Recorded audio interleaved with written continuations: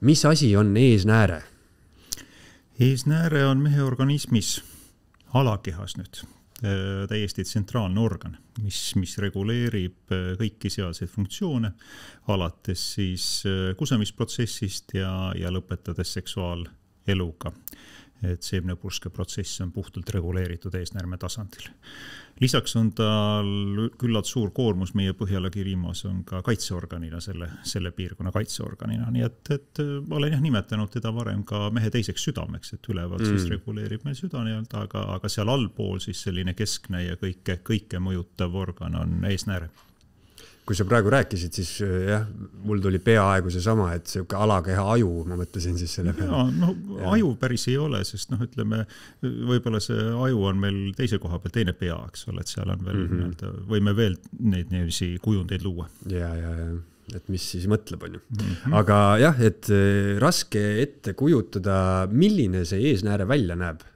Kui ma praegu võtaksin ta siia peo peale, siis milline ta oleks? Natukene südamekujuline tegelikult. Selles mõttes, et ta on umbes kastani muna, natukene meenutab südant tegelikult, ta ongi põie poolt natuke laiem ja kitsam siis kusiti poole ja kaalub umbes tervel mehel umbes 20 grammi.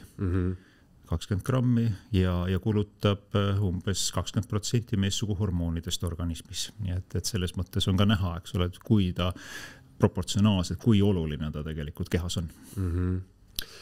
Siin raamatus sa tõid välja päris suure statistika, et üle 65-aastastel meestel on viiendikul on siis põhimõtteliselt mingi kasvaja eesnäärmes. Pahaloomuline kasvaja. No jätaks selle pahaloomulise kasvaja nagu võib-olla kaugemasse serva, et võtaks ikkagi alustaks nagu tervikuna, võtame kusemishäired näiteks või alakeha vaevused laiemalt. Sinna me nagu kvalifitseerime nii kusemishäired, urineerimishäired, aga ka vaagna piirkonna valud, millest ma ka selles raamatus räägin, et see on üks tervik.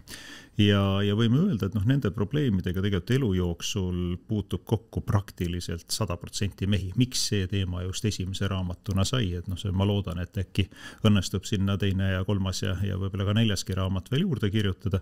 Aga miks ma alustasin just nimelt eesnäärmest, kusemishäiretest, alakeha vaevustest, sest see on niivõrd levinud. Eesnäärme vähk tõesti, eks ole, et siin 60 pluss, tegelikult võib öelda, et ühel mehel 6 elu jooksul diagnoositakse eesnäärme vähk. Et jah, kui sa oled juba 80 aastane, kui me väga hästi sind uurime, kui seda vaja on, siis me leiame selle vähi peaaegu igal teisel üles. Nii et, aga eesnäärme vähk on võib-olla kõige tuntum haigus, aga palju rohkem on neid teisi haiguseid. Mina võin lihtsalt öelda, et minu enda töös minu kõige noorem patsient kusemishäirega oli 4-kuune. Seal ei olnud midagi tegemist eesnäärmega, vaid seal oli tegemist eesnaha kitsenemisega. See nõustamine ja olen opereerinud härrasmeest, kes oli 101-aastane. Nüüd kusemishäire eesnäärmega. Nii et siin see oli 90-ndate alguses, kus veel ravimeid väga ei olnud ja me tõesti kirurgilise raviga neid muresid lahendasime. Nii et ta on kõige suurema mõjuga tegelikult meeste haiguste kompleks, millega kokku puutuvad elu jooksul praktiliselt kõik mehed. Kui mõelda kusemishäirete peale, siis mul on meelde jäänud üks huvitav asi, mida ma kuulsin juba lapsepõlves, et keegi mainis seda, et see oli vist mingi vanem inimene, et ära hoia nagu kusehäda kinni, et siis sa kulutad neid, ma ei tea, neid lihaseid või see on mul kuidagi meelde jäänud, et ära hoia kinni, on ju, ja et mine siis vetsu, kui sul on kusehäda. Aga nüüd, kui ma mõtlen sellele, siis on mul selline loogika, et ütleme, kui need on lihased, siis iga lihas, kui sa ei anna talle üldse tööd, on ju, et siis ta justkui muutub nõrgaks, et kumb see õige siis on, kas kinni hoida natukene ja harjutada nii-öelda neid lihaseid või siis mitte kinni hoida ja minna kohe vetsu? No see kinni hoidmine tõesti hea ei ole. Et üks väga selge riskitegur või riskirühm kusemishäirete ja ka eesnäärmehaigustega eelkõige põie poole pealt. Nüüd me peame arvestama seda, et see kinnipidamine mõjutab põit eelkõige, mitte eesnääret. Kui sul on põis kogu aeg väga täis, siis paratamatult tema verevarustus väheneb, tema funktsionaalne võimekus väheneb nii et kui sul on põies ikka pool liitrit või liiter kust, siis see on tegelikult kahjulik põiele endale, nii et mina ütleks, et ära pea kinni. Ei pea nüüd tõesti käima iga tunni tagant teadlikult kusel, aga niisugune 3-4 tunni tagant juba isegi mina soovitan lausa teadlikult käia, et mitte venitada seda põit üle.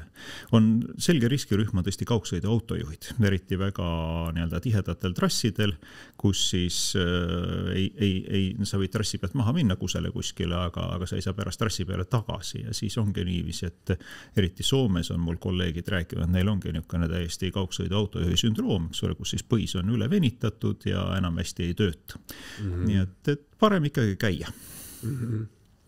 Ja et siis pole nagu mõtet nii-öelda üle töötada selle kinni hoidmisega. Ei, kindlasti see ei treeni, sest iga kusemisprotsess, ta täitub ja tühjeneb. Et see tegelikult kogu aeg treenid, teda tahad või ei taha, kogu aeg on ta töös.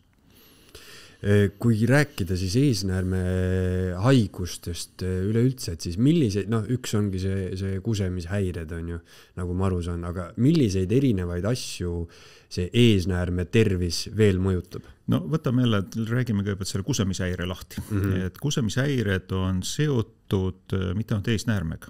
Väga suures osas on nad eesnäärmega seotud, aga seal taga on kindlasti ka põiehaigused, mis võivad tingitud olla eesnäärmehaigustest. Seal võivad täiesti iseseisvad põiehaigused olla, seal võib olla kusitis, sest kusiti on ka umbes 15% meil, 15 sentimeetrit pikk ja ka seal võib olla haigused, mis seda kusemishäiret soodustavad. Ja veel on tegelikult 4. tegur on ka lihased, sellepärast, et kuse kinnipidamiseks on meil põiekaelas üks lihas ja teine lihas on siis meil teisel pool eesnääret. Ja kui nende 2 lihase regulatsioonis on midagi, võib on jälle kusemishäire. Nii et meil kusemishäired on laiem teema, märksa laiem kui eesnäärme teema, seal on meil siis põis ülevalt allapoole tulles põis, põiekaelalihas, eesnääre, välimine nii-öelda see sfinkterlihas, mis hoiab seda kust kinni ja kusiti. Aga kui me nüüd räägime eesnäärmest, siis on meil seal 3 suurt haiguste gruppi ja palju väiksemaid ka veel juures. Ja need on nüüd sageduse järgi tegelikult võttes kõige sagedasem haigus, vähemalt meie kliimas, Lõuna-Euroopas kolleegid mul naeravad, et mis teadust sa seal teed. Et meil, neil on seda haigust palju vähem, aga eesnäärme põletik. Külm niiske kliima ja selle tõttu on ilmselt see haigus meil number 1. Kui me võtame noored mehed, me oleme siin üsna palju teadusuuringuid teinud, noored mehed Eestis, 18–21 aastat oli meil see uuringugrupp, aga see oli 90ndate lõpus ja 0ndate alguses, kus me tegime kaks nii-öelda vooru seda uuringut. Ja seal me leidsime, et 6% on tugev põletik juba olemas selles vanuserühmas ja 18 mõõdukas põletik. Kui me nüüd oleme uurinud täiesti nii-öelda väliselt nagu terveid kaebusteta mehi, siis umbes 15–20% on põletik ka vanuserühmas 30–40. Nii et tegelikult just eesnäärme põletik ongi nooremate inimeste haigus. Siis järgmisena tuleb meil eesnäärme healoomuline suurenemine, et seda küll traditsionaalselt peetakse 50+ haiguseks, aga hiljuti diagnoosisin selle haiguse 27-aastasel mehel ära, kus oli eesnääre juba suurenenud 2 korda, need kõik haigused praktiliselt noorenevad. Aga kuidas näiteks see 27-aastane härra siis jõudis üldse sinu? Kusemishäirega, alakehavaevustega. Ja seal lihtsalt selguski, et temal on üllatavalt suur see eesnääre, tal oli perekondlik, tal oli isal probleemid, vanaisal probleemid, onudel probleemid, et seal on ilmselt perekondlik eelsoodumus, vähemalt osaliselt nendel meestel, kellel väga vara.